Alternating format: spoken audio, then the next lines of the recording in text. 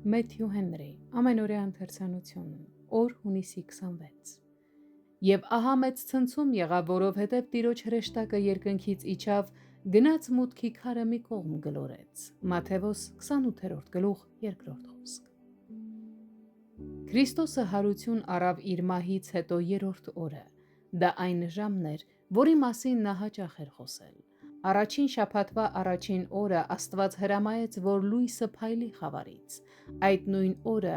նա, ով աշխարհի լույսն է, փայլեց գերեզմանի խավարից։ Եվ այդ օրը հետագայում Նոր Կտակարանում հաճախ հիշատակվում է որպես այն օրը,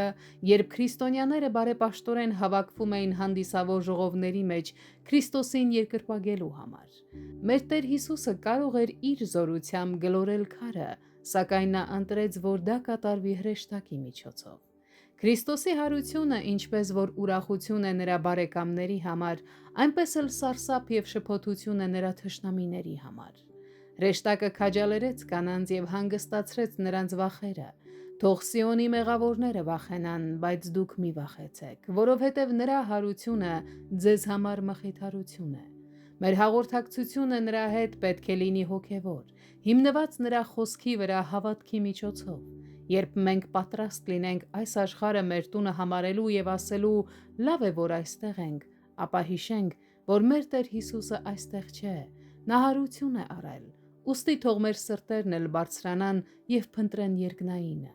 Քրիստոսի հարության ապացույցի համար մենք ունենք թե հրեշտակի, թե հենց Քրիստոսի վկայությունը իր հարության մասին։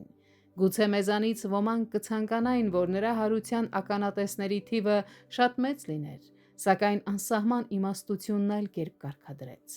Շատ մարդիկ տեսան նրան հարություն առած, թեև չտեսան հենց հարության պահը։ Նրա մարմնավորումը, մարդեղությունը մի խորհուրդ էր, և նույնպիսի խորհուրդ էր նաև այս երկրորդ մարմնավորումը, եթե կարելի է այդպես անվանել, Քրիստոսի մարմնի այս նոր վերափոխումը նրա փառավորված վիճակի համար, քանզի երկրի վրա մենք պետք է քայլենք հավատքով և ոչ թե տեսածով։